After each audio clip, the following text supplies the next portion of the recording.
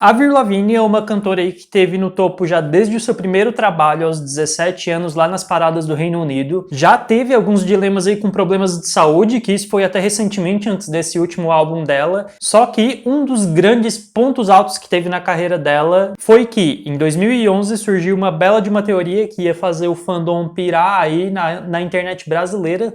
Esse é um detalhe muito importante porque nós fomos os precursores nesse assunto, e essa teoria alegava ou alega que a Avril original já teria morrido e que ela foi substituída por uma sósia. E é sobre isso que a gente vai falar hoje no quadro aqui que fala sobre teorias da conspiração do mundo da música.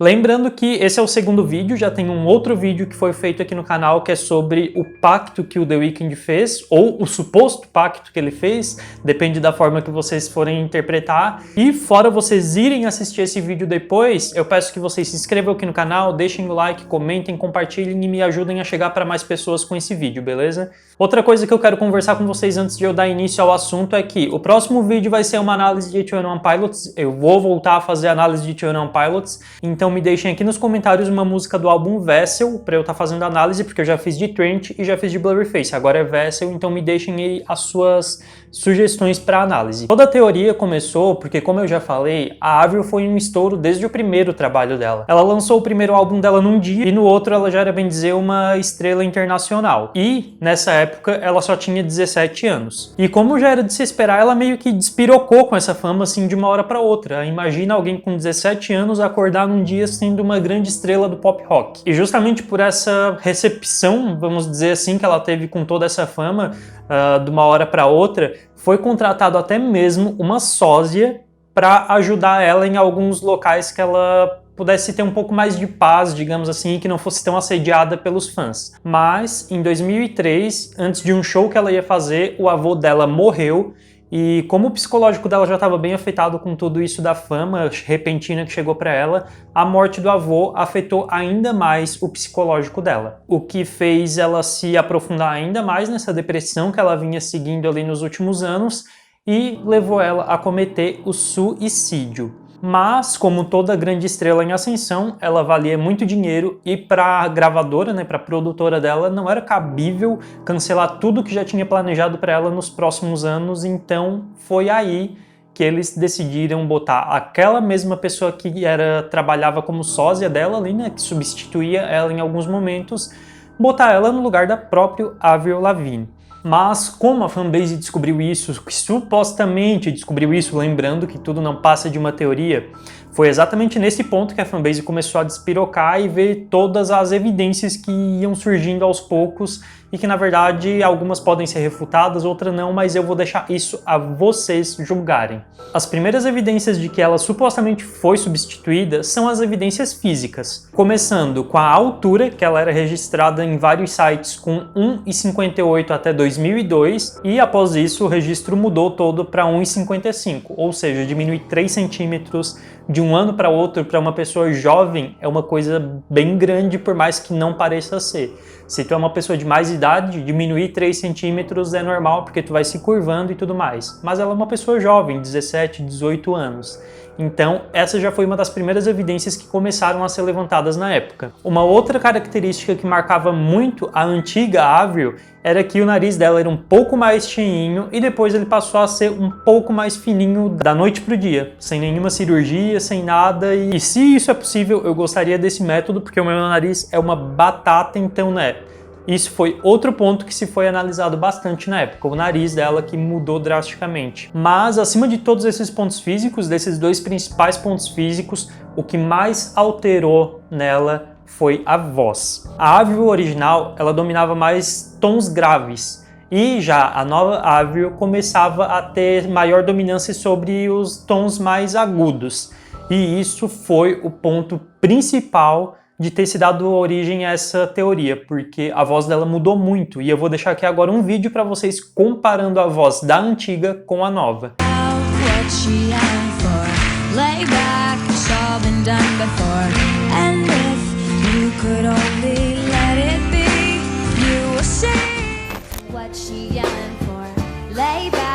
it's all been done before.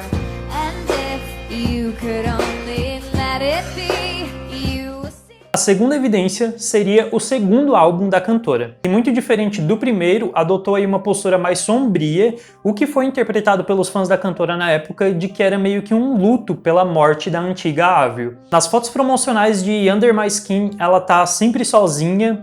Os tons das fotos são tons mais escuros, preto e branco, cinza. Ela tá sempre com uma cara de tristeza e tudo isso, repetindo, contrastava muito com o primeiro álbum, que ela aparecia com outros integrantes ali da banda que acompanhava ela, que ela tava sorrindo, que ela tava mais alegre. Então foi uma mudança muito drástica de um álbum para o outro. Já a terceira evidência, que ainda é dentro do álbum Under My Skin, as coisas começam a ficar ainda mais pesadas. Quer dizer, agora que as coisas começam a ficar pesadas, porque antes eram umas evidências mais sutis, mais leves. Algumas músicas desse segundo álbum da Avril narrariam a suposta morte dela, o suposto momento que ela morreu. Ela teria se suicidado enforcada na sua casa e sozinha. A letra de Nobody's Home diz: ninguém está em casa e é lá que ela se deita quebrada por dentro. Algo do tipo assim, eu não consigo traduzir muito bem, mas é mais ou menos isso que falava. E os tradutores todos falam de formas diferentes. Já na letra de My Happy Ending diz: não me deixe esperando numa cidade tão morta,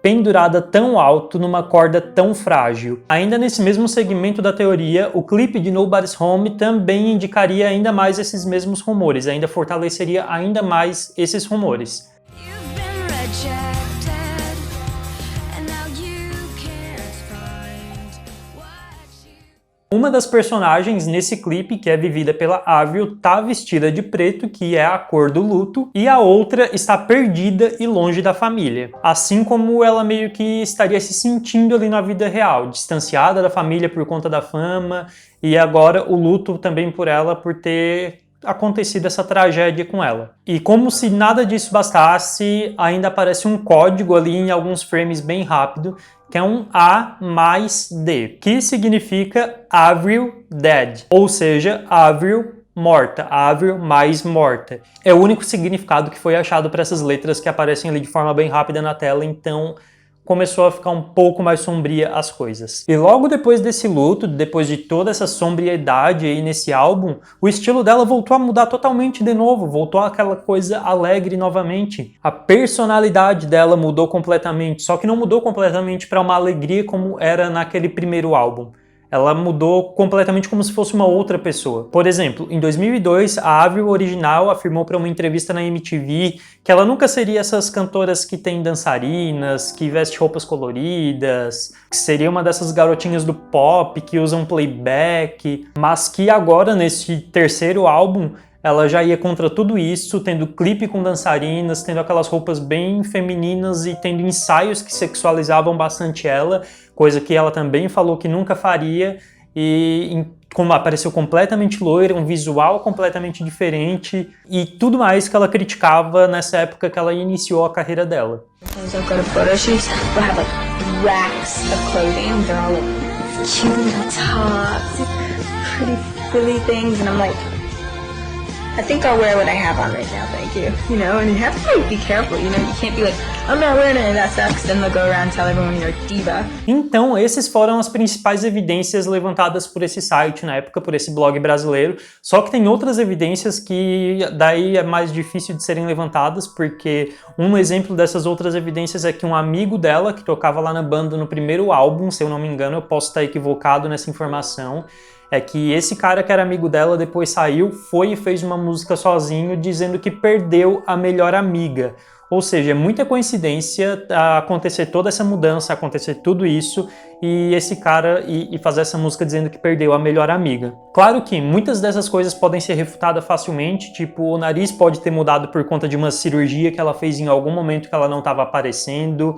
A voz, ela estava num momento de amadurecimento do corpo dela, porque ela tinha 17 anos, ou seja, de um ano para o outro a voz dela pode ter mudado muito. Essas coisas todas do segundo álbum podem ter sido nada mais do que um conceito que foi inventado, mas ainda assim essa é uma das teorias que eu mais me pego me questionando se realmente pode ser verdade ou não, porque é muita diferença, tanto em personalidade, tanto em voz, quanto em tudo realmente que foi citado aqui. É muita diferença da Avril de 2002, que tinha a música da Malhação, por exemplo. E, mano, agora é com vocês. Me deixem aqui nos comentários se vocês acreditam nessa teoria, se vocês já conheciam ela, se vocês têm mais evidências, se vocês acham que é verdade, se vocês acham que não é. Enfim, vamos discutir sobre tudo isso aqui nos comentários, beleza? Não esquece de se inscrever no canal, deixar like, comentar e compartilhar. E tudo isso quem tá pedindo não sou eu, é o Klaus. É o Klaus que tá aqui miando e tá pedindo pra ir pra rua, né, filhote? Pede um like, olha pra câmera lá, ó. Ai, que fofo, né, gente? É um amor, né?